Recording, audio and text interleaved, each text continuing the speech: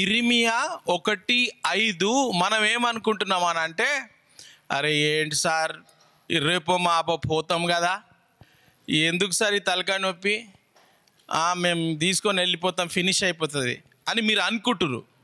నేనేమనుకుంటా తెలుసా, రేపో మాపో కాదు, నీ జీవితంలో 6 100 100 6 చేయి ప్రభు అని నేను ప్రేయర్ చేస్తున్నా. ఈ పిల్లలు ప్రేయర్ చేస్తారు. మన ఆయుష్ ఎంత ఇచ్చాడు దేవుడు, ఎంత ఇచ్చాడమ్మా? 120 సంవత్సరాలు బతకాలని దేవుడు దీవించిండు. అమ్మా సార్ 20 సంవత్సరాలకే పరిశ్రమలు అవుతున్నాయి సార్, నువ్వు 100 ఎందుకు సార్, వెళ్ళిపోతే బాగుంటుందా, పీడబోతుంది కదా అని మీరు అనుకుంటారు. నేను దేవుడు మీ బాధ్యత నాకు ఇచ్చిండు, మీ కొరకు నేను నా పిల్లలు కొట్లాడతాం.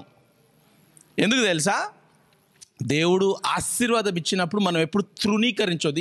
ఈ నోటి ద్వారా ఎందుకు పుట్టినరా, ఎందుకు నేను పోతే బాగుంటుంది కదా నా జీవితం ఎందుకు అని అనొద్దు. ఎప్పుడు దేవుడు ఆశీర్వాదాలను పొందుకోవాలా. కష్టాలుంటే ఆ కష్టాలను 6 100 106 చేసే సామర్థ్యము యేసుప్రభుకు ఉంది. ఎందుకు? శిలువ మీద చచ్చిపోయి లేస్తారు ఎవరైనా, అక్కడ చూపించిండు. నన్ను చంపేసేయండి, చంపేస్తే నేను దేవాది దేవుణ్ణి, రాజులకు రాజు, ప్రభువులకు ప్రభు, నేను సృష్టికర్త, నన్ను ఎవరు చంపలేరు, మీరు చంపి చూడండి మళ్ళీ లేస్తా అని 3వ రోజుకి కుళ్ళిపోతుంది. 3 రోజులల్లా శవం ఉంటుందా?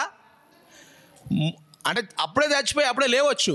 కానీ దేవుడు ఏం చేసిందంటే 100 6 6 100 చేస్తా చూడండి, కుళ్ళిపోయిన శవము 3 రోజుల తర్వాత నేను లేస్తానని 3వ రోజుకి దేవుడు పునరుద్ధానమయ్యి లేచి 100 మందికి కనిపించి, ఇగో ఇప్పటి నుంచి ఎవరైతే నన్ను చూడకుండా నమ్ముతారో వారికి ఈ ఆశీర్వాదాలు నేను ఇస్తా అని దేవుడు చెప్పి వెళ్ళిండు.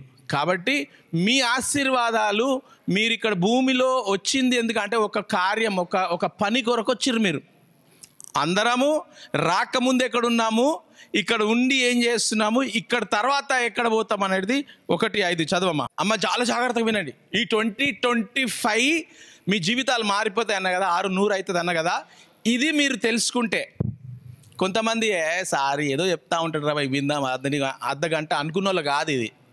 ఎవరైతే ఇది విని ఈరోజు చెప్పిన విషయము ఈ 2025 డాక్టర్ నాకు చెప్పిండు, ఇంకా 6 నెలలే, ఇంకా సంవత్సరమే, ఈ చెయ్యి ఇట్లనే ఉంటుంది, ఈ కన్ను ఇట్లనే ఉంటుంది, ఈ కాలు ఇట్లనే ఉంటుంది, ఈ రోగం గడ్డలు ఇట్లనే ఉంటాయని చెప్పిన డాక్టరు కరెక్ట్ చెప్పిండు. ఆయన కరెక్ట్ ఎట్లా చెప్పిండు? ఎందుకనంటే రిపోర్ట్లు చెప్తున్నాయి. కానీ దేవుని సత్తా, కుళ్ళిపోయిన శవాన్ని లేపే సత్తా, నీ కుళ్ళిపోయిన చేయి, నీ చేతిలో నరం మొత్తం ఎండిపోయిన నరము, నీ కంటిలో ఆ కాంతి లేని కంటిని, నీ వెన్నముక్కని, నీ గడ్డలను తీసే 6 100 106 చేసే సత్తా దేవునికి ఉంది. ఎందుకు అని అంటే నిన్ను రూపింపక ముందే, నువ్వు ఇక్కడికి రాకముందే నేను నీకు రూపించిన, నిన్ను రూపింపక మునుపే నీ ముక్కుని చెయ్యక ముందే. చాలామంది ముక్కులు అంటే ఇష్టం లేదు. నా ముక్కు గిట్ల పొడుగున్నది, నా ముక్కు ఇంత లా ఉన్నది చూసుకుంటారా? ముక్కు ఉన్నది, అందరికి ఉన్నదిలే ముక్కులు. దేవుడు రూపించిండు.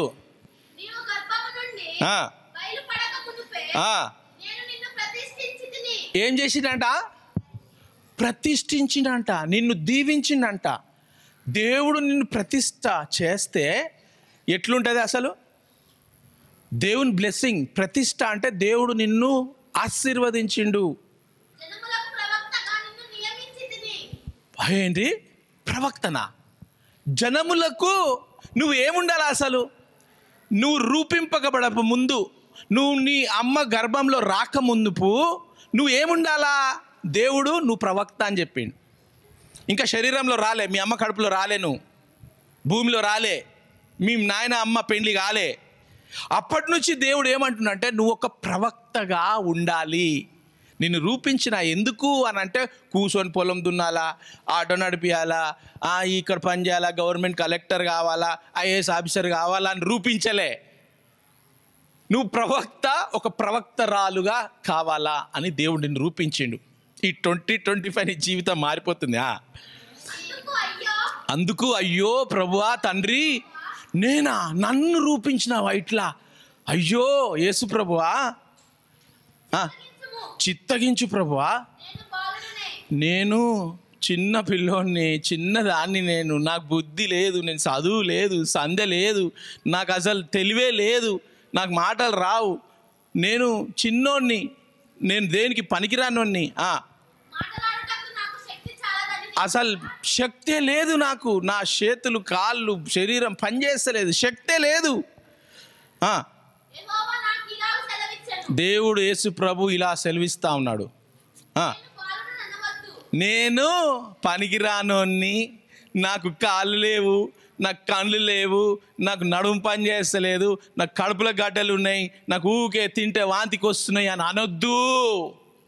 ఎందుకంటే నిన్ను ప్రతిష్ఠించిన నేను, నీకు తెలియదు నేను ప్రతిష్ఠించిన అని ఈరోజు 2025 మొదటి ఆదివారం నాడు నీకు తెలుస్తుంది.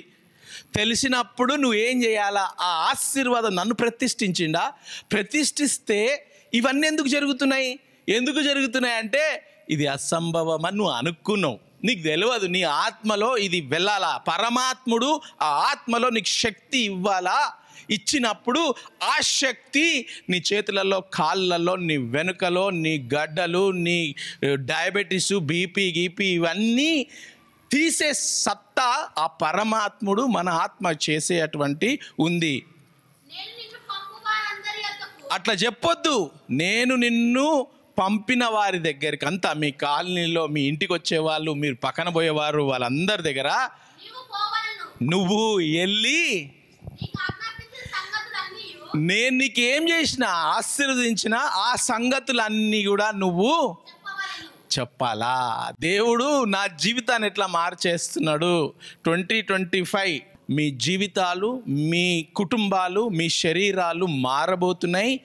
ఈ సంవత్సరం ఆర్థికంగా దేవుడు మిమ్మల్ని ఆశీర్వదిస్తాడు. ఆర్థికంగా ఎక్కడి నుంచి అని రాని, కాకి తీసుకొస్తుంది, మన ఇంటికాడ కోతులు వస్తున్నాయి అదన్నా తీసుకొస్తుంది, లేదంటే మన ఎమ్మెల్యే సాబన్నా ఏదో ఒకటి పథకం రాసి ఏదో ఒకటి అవుతుంది. కానీ దేవుడు మిమ్మల్ని ఆశీర్వదిస్తానని చెప్పి చెప్తా ఉన్నాడు. సామ్స్ 139:14.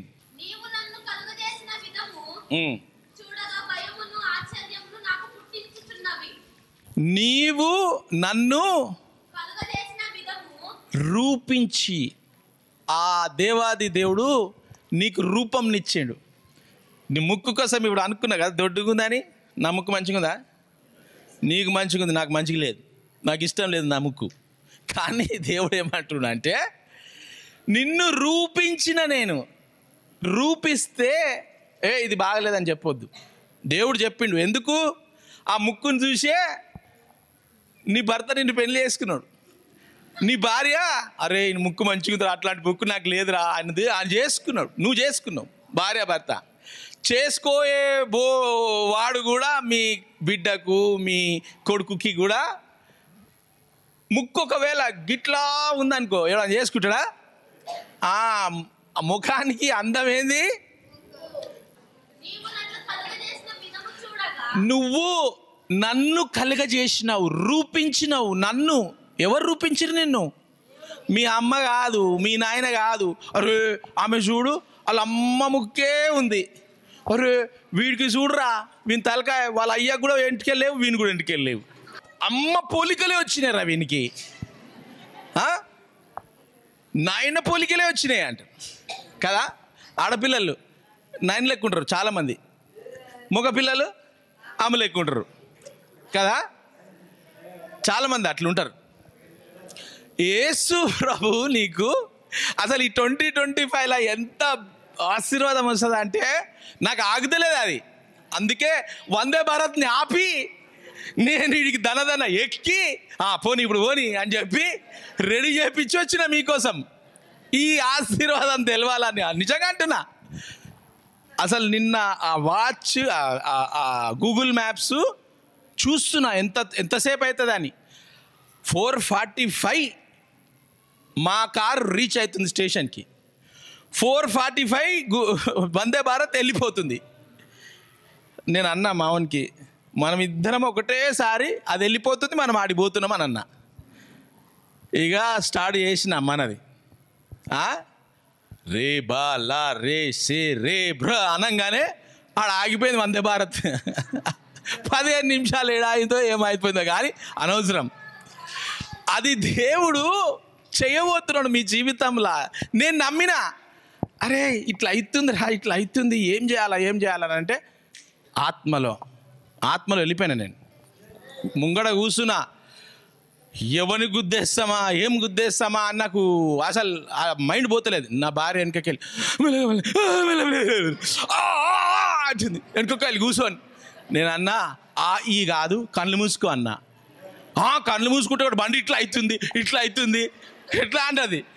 కళ్ళు మూసుకుంటే కూడా తెలుస్తాయి కదా, ఇట్లా కాగా ఇట్లా పడిపోతుర్రు అంతా. ఇక మా వాళ్ళు ఇద్దరు ఏం చేసిర్రు, సీట్ బెల్ట్ లేడున్నాయి అని చెప్పి 15 నిమిషాలు సీట్ బెల్ట్ కనపడలే. తొవ్వి ఇక అన్ని సామాన్లు ఉన్నాయి కదా, తీసి సీట్ బెల్ట్లు వేసుకున్నారు.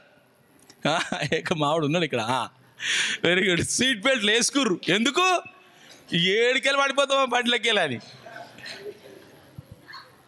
దేవుడు తారుమారు చేసే శక్తి మీ జీవితంలో 2025 కాబోతుంది. అది మీ కొరకు నేను నా పిల్లలు కొట్లాడుతున్నాం. మీరు చూడండి, దేవుడు మీకు రిపోర్ట్లు ఇచ్చిండు కదా, ఆ రిపోర్ట్ మీరు చూడండి. 6 నెలలు ఇట్లా, 9 నెలలు ఇట్లా, 3 నెలలు ఇట్లా అన్నాడు కదా, ఆ రిపోర్ట్ దాచిపెట్టండి. నెక్స్ట్ ఇయర్ 2026 జనవరిలో, సార్ మీరు ఇట్లా అన్నారు కదా, డాక్టర్ 3 నెలలు ఇట్లా అన్నాడు, 6 నెలలు అన్నాడు, సార్ సంవత్సరం అయిపోయింది ఇంకా ఇడున్నా సార్ నువ్వు చెప్పిన వాక్యము అని నువ్వు చెప్తావు, మీ ఇంటి పక్క వాళ్ళకి చెప్తావు. ఆ సత్తా సామర్థ్యం దేవుడు నా జీవితంలో చేస్తున్నాడు, ఈ పిల్లల జీవితంలో చేస్తున్నాడు, మీ జీవితంలో కూడా చేయాలని నేను కొట్లాడుతున్నా.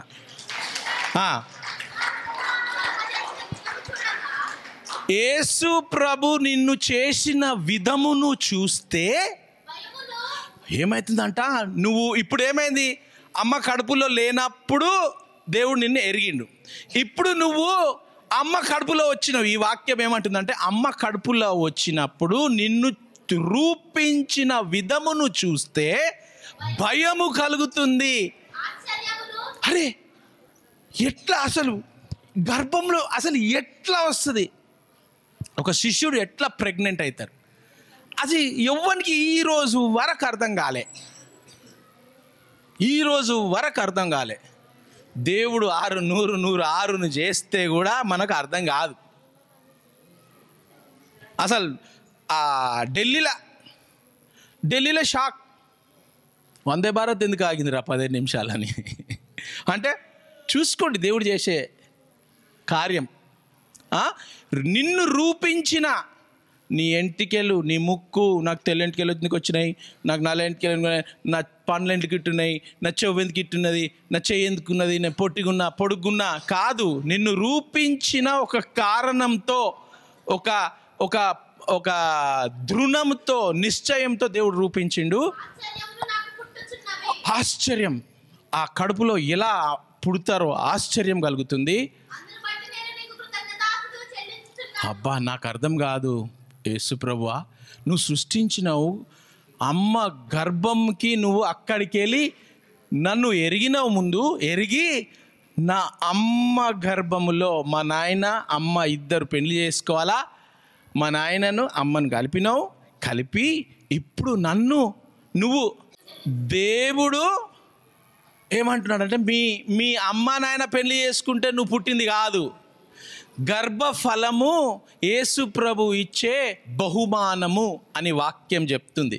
భయము కలుగుతుంది. దేవుడు నన్ను సృష్టించిండు, నాకు ఆశ్చర్యము భయము కలుగుతుంది.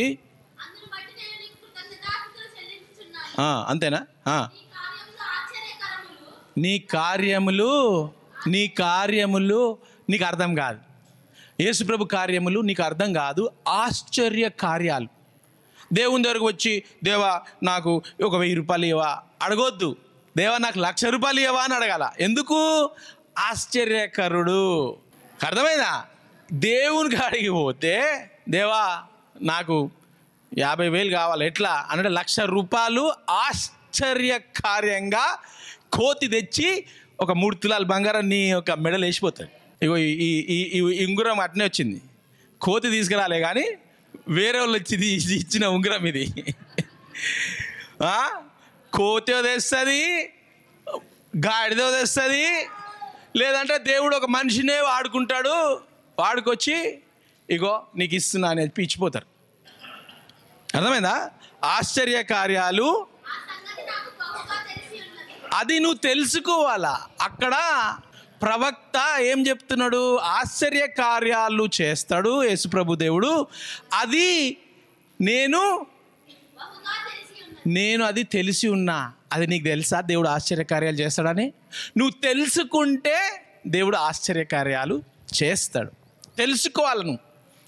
నా గతి ఇంతే, నా విధి ఇంతే, మన బతికింతే, నా మొగడు ఇంతే అని అంటే, నా భార్య ఇంతే అని అంటే నడవదు. ఆశ్చర్య కార్యాలు చేసేవాడు నీకంటే, నువ్వు నమ్మే కంటే ఆశ్చర్యం చేసే దేవుడు యేసు ప్రభు నీకు చెయ్యాలని ఈ 2025 ఆశిస్తున్నాడు. నిన్ను ఆశీర్వదించాలని కోరుకుంటున్నాడు. ఆ ఆశీర్వాదము ఎక్కడి నుంచి వస్తుంది అని ప్రకటన గ్రంథము 3:20. ఈ ఆశీర్వాదాలు, ఈ అద్భుత కార్యాలు నిన్ను రూపింపక మునుపు నిన్ను ఒక ప్రవక్తరాలుగా చేసినటువంటి ఈరోజు 2025 5వ తారీఖున మీకు దేవుడు ఏం చేస్తున్నాడంటే నిన్ను ఆశీర్వదించాలా, నీకు కలిగినటువంటి ఉద్దేశము నీకు చెప్పాలా అని యేసుప్రభు ఏం చేస్తున్నాడు? ఇదిగో అమ్మా అన్నా, ఇదిగో నేను తలుపు యొద్ద నిలుచుండి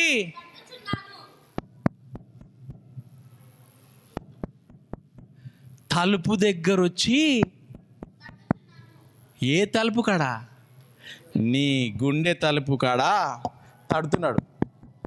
నీ గుండె తలుపు కాడ వచ్చి, అమ్మా నేనే నిన్ను చేసిన వాడిని, నువ్వు మీ అమ్మ గర్భంలో రాకముందు నువ్వు నా దగ్గర ఉన్నావు, నీ ఆత్మ నా దగ్గర ఉంది, నిన్ను నేను ఒక ప్రవక్తరాలుగా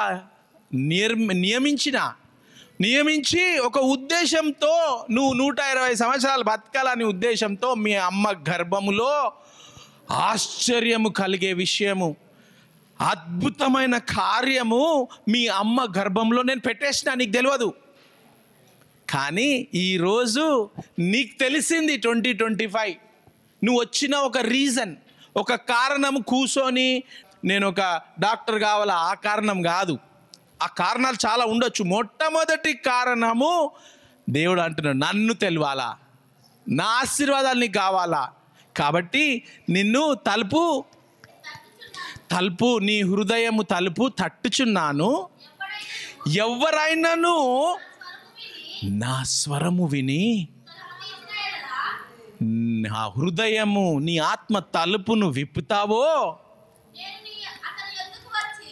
ఆయన దగ్గరికి, ఆమె దగ్గరికి, ఆమె గూటిలో, ఆమె హృదయములో, ఆత్మలో నేను వస్తాను. అతనితో నువ్వు, నేను ఇద్దరము,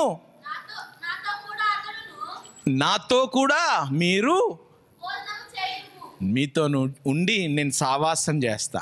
మీతో నుండి ప్రతి విషయంలో నీకు ప్రాబ్లం ఉందా, నేను కూర్చుంటా, నీతో కూర్చొని మాట్లాడుకుందాం. మనం కూర్చొని నీ ఏం సమస్య ఉంది, నేనున్నా నీకోసం అని ఒక ఆదరణకర్త నీ ఆత్మలో, ఆ పరమాత్ముడు నీ ఆత్మలో రావాలి అని తడతా ఉన్నాడు. నువ్వు వస్తే పరమాత్ముడు నాకు నీ సాయం కావాలా, అవును డాక్టర్ ఇట్లా చెప్పిండు, అవును ఇది అవుతుంది అని నువ్వు అనుకుంటే ఆయన వస్తాడు. వచ్చి నీతో కూర్చొని, నువ్వు ప్రవక్తరాలుగా ఈ భూమిలో పంపించిన కదా, అది ఎందుకు నువ్వు వచ్చినావు, ఏ కారణంతో వచ్చినావో నేను చూపిస్తా. ఇప్పుడు మనం ఇద్దరం కూర్చొని, నువ్వు నేను ఒక ఫ్రెండ్స్గా, దేవాది దేవుడు నీతో వచ్చి ఒక స్నేహితుడిగా కూర్చొని నీతో మాట్లాడతా అంటున్నాడు. అయితే యేసు ప్రభు ఆయన అసలు పరలోకంలో చీకటి ఉండదు తెలుసా మీకు? చీకటి ఉండదు పరలోకంలో. దేవుడు ఎక్కడైతే ఉంటాడో అక్కడ చీకటి ఉండదు, వెలుగే ఉంటుంది. ఆయన వెలుగు ప్రకారము మనము కూడా వెలుగులో నడవాలా. ఆయన తడతా ఉన్నాడు, తట్టి నేను నీ లోపల వస్తే నీ జీవితము వెలుగైపోతుంది. చీకటి ఉండదు, శాపం ఉండదు, కష్టం ఉండదు. నీ జీవితాన్ని చీకటి నుండి వెలుగుగా మారుస్తా అని అంటున్నాడు దేవుడు. మనము సహవాసం, ఆయనతోని అన్యోన్య సహవాసం అయ్యి మనం ఉంటాము. అప్పుడు యేసు ప్రభు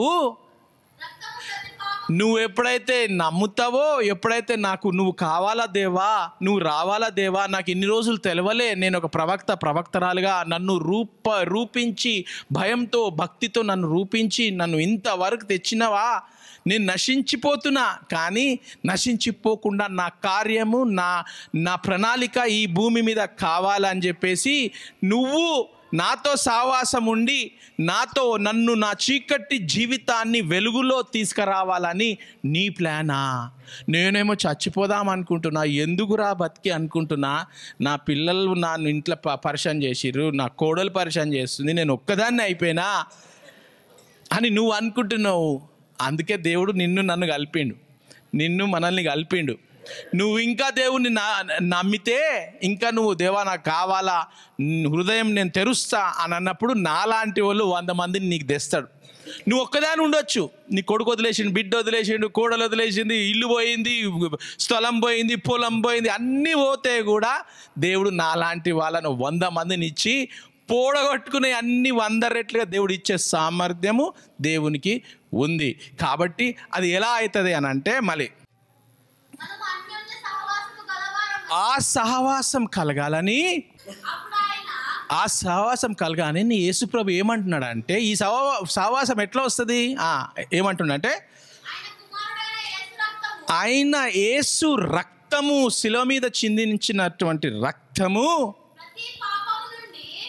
ప్రతి పాపము, నువ్వు ఎంత ఘోరమైన పాపం చేసినావా, నువ్వు మర్డర్ చేసినావా, నువ్వు వ్యభిచారం చేసినావా, నువ్వు మోసం చేసినావా, నువ్వు ఏమి చేస్తే కూడా దేవుడు ఏమంటున్నాడంటే, నేను పరమేశ్వరుని, దేవాది దేవుని, నా రక్తాన్ని చిందించిన మీ కొరకు, ఆ రక్తాన్ని మీరు నమ్మి యేసు ప్రభువా నన్ను క్షమించు అని అంటే, ఆ రక్తము నీ ఘోర పాపమును పవిత్రులుగా చేస్తుందంట. ఆ యేసు ప్రభు రక్తమే. మనం కోడిని కోస్తాం, యాటని కోస్తాం, అవి కోస్తాం, అన్నీ కోస్తాం కదా, పాపాలు పోవాలని ఏడునో పోయి మునుగుతాము, ఏదోదో చేస్తాం. పాపాలు పోయే పాపాలు కావు. ఆ పాపము దేవాది దేవుడు వచ్చి రక్తం చిందిస్తేనే, ఆ రక్తం ద్వారా, ఆ రక్తాన్ని నమ్మితే నీకు ఈ 2025 జీవితం కంప్లీట్గా మారిపోతుంది. ఆ రక్తమే ప్రతి పాపము నుండి మనల్ని పరిశుద్ధులుగా చేస్తుంది. ఆ పరిశుద్ధమైన రక్తాన్ని నువ్వు నమ్మి, యేసుప్రభువా నా కొరకు నువ్వు శిలువ మీద చనిపోయినవా, నా పాపాలు తీసేయి ప్రభువా అని అంటే, దేవుడు ఆ పాపాలను తీసి పరిశుద్ధంగా చేస్తాడంట. నీకు తెలియదు అది ఎట్లయితుందో, ఆత్మలో జరుగుతాయి. నువ్వు ఓన్లీ నీ శరీరం చూస్తున్నావు, ఈ యంత్రాన్ని నొప్పి లేస్తుంది, అది లేస్తుంది. నీకులో ఒక ఆత్మ ఉంది, ఆ ఆత్మలో జరుగుతుంది. ఆ ఆత్మలో నీ జీవితం, చీకటైన జీవితము, నాశనమైపోయిన జీవితము వెలుగొచ్చేస్తుంది, ఆశీర్వాదం వచ్చేస్తుంది.